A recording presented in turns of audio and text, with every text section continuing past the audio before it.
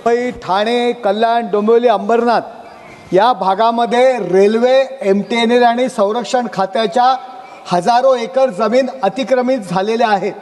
50-60 वर्षापासून लोक त्या ठिकाणी राहत आहेत। राज्य सरकारने या जमिनी विकसित करण्याकरता केंद्र सरकारकडे 3 पर्याय दिलेले आहेत। यातला एक पर्याय आहे 25% रेडी रेकनरनुसार जो काही जमिनीचा दर आहे तो राज्य सरकारला देईल, केंद्र सरकारला देईल।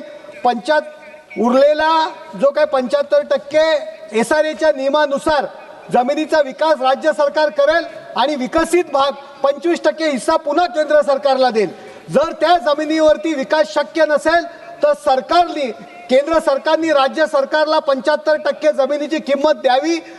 त्या ठिकाणच्या झोपडपट्ट्यांचा विकास राज्य सरकार दुसऱ्या ठिकाणी करेल किंवा रेल विकास प्राधिकरण सारख्या केंद्र सरकारच्या ज्या काही संस्था आहेत त्याच्या मार्फत जर आपण विकास केला तर राज्य सरकार पूर्णपणे त्याला मदत करेल।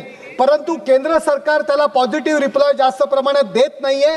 जमिनी केंद्र सरकारला विकसित करायच्यात परंतु त्या ठिकाणी राहणाऱ्या माणसाला भकास करून त्या जमिनीचा विकास शक्य नाहीये। याकरता केंद्र सरकारने राज्य सरकारबरोबर एकत्रित्या मीटिंग करून त्या ठिकाणी राहणाऱ्या लोकांना सुद्धा न्याय द्यायला पाहिजे, कारण त्यांच्या शाळा त्याचबरोबर रोजगाराची साधनं त्याच ठिकाणी आहेत।